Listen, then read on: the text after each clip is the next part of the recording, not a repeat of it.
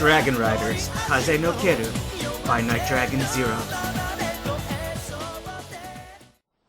Firestorm's perspective. I could practically feel his presence. He had a strangely familiar aura around him, one actually similar to my own. Yes, what you feel is true, son of Harasalt. I spun around. With a soft beating of wings, the source of the telepathic voice landed beside me. The way I could describe him was a dragon whelp, with green and red wings that matched the green body and red chest of his primary coloring, about the size of a human, though he walked on all fours. "Greetings. I am Zion, known as the legendary dragon," the dragon said, bowing his head. "Geez, you're small for someone to be called legendary," I thought. "Excuse me? What do you mean by small? Haven't you heard of size doesn't matter?" he blurted out. "Besides, Firestorm, have you taken a look in a mirror lately?" "Yeesh, okay, calm down already. I'm sorry," I muttered, waving my hands. "You're a psychic, should have known you'd read my mind. But just who are you? And where is this for that matter?" "I believe you already know those answers," Zion said to me. "You're from Harasalt too, right?" "Close. The legendary dragons, my brethren and I, were created by the two dragon gods, Harasalt and Kaze, to serve as their generals. After the wars ended, we who survived cast aside our former alliances and bonded together as a single unit. After making sure the damage we'd caused was righted to the best of our abilities, we sent ourselves to a form of slumber in which we would only awaken when light and dark crashed again. And the time is now? Indeed. In this new world, we had vowed not to interfere directly with the matters of the world. However, as a repentance to the suffering we caused during the wars, they would lend direct aid to those we deemed noble, worthy, and in need. The plight of the chimeras, for one, whom we will meet in the future. Very soon, in fact. The tales of our origins, however, cannot be disclosed to any being other than a descendant of our former masters." "Okay, I understand everything but the chimeras part. What or who are those?" "At times they are around us, just we do not know it. But I shouldn't be telling you things out of your control. Whether some fate may bring you paths to cross, I cannot yet say. The future remains even shrouded to me." Then he added under his breath, "The creators won't tell anyway." "Huh?" "Never mind." I stumbled back, suddenly being bombarded by a series of images. Just brief flashes, strange places, people I didn't recognize, Pokemon I didn't know, battles fought, won, and lost, bloodshed. "Your own psychic potential is incredible." His voice suddenly snapped me out of my trance.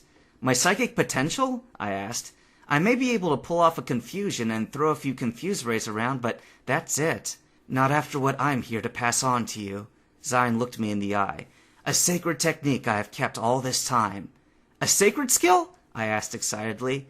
"However, there is a little task for you first." He raised his wings. "You must defeat me in combat."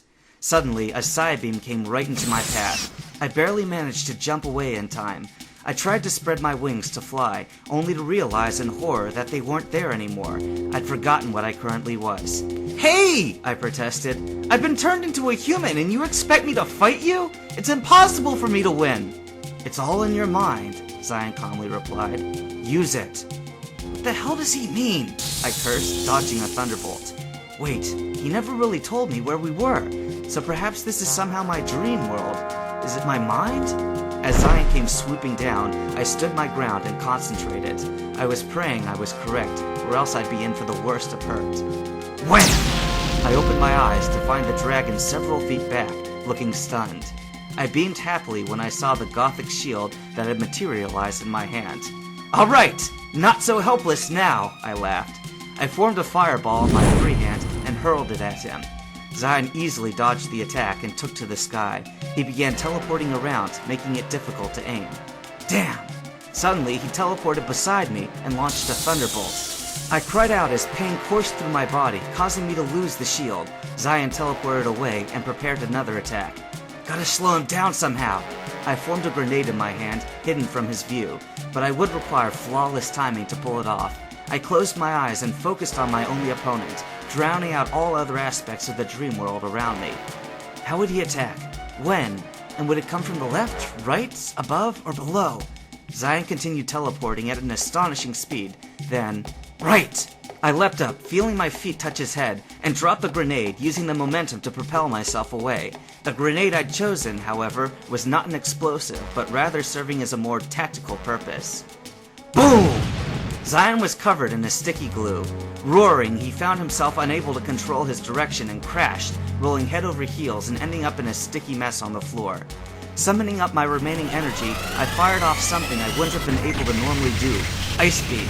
I managed to encase the downed dragon in ice, all the way up to his neck before I collapsed, exhausted, panting and nauseated. Ugh, not bad at all. The immobilized dragon struggled for a bit. Just remember that I'm not even at half my usual strength when in somebody's dream. It takes much energy to maintain my presence here, you know, so don't you dare go bragging about this until you can beat me in the real world. Huh, I look forward to that, I laughed. Anyways, since I can't move right now, you'll have to come over here if you want your sacred skill. Place your hand on my forehead. I complied, feeling a warm flow of energy running between us. Planeswalking, he spoke. Psychic element. Combination of teleport and psychic attacks. This technique will give even one with a little psychic power the ability to separate body from mind, move his mind into a higher spiritual plane of existence, sometimes known as the astral plane, hence its name Planeswalking. Like many of these mystic techniques, its potential is near limitless. You may use it to enter another's mind or another's dreams amongst these. However, be wary that those inexperienced in its uses may experience physical side effects. Remember too that your physical body is not invincible, so use this skill with great discretion.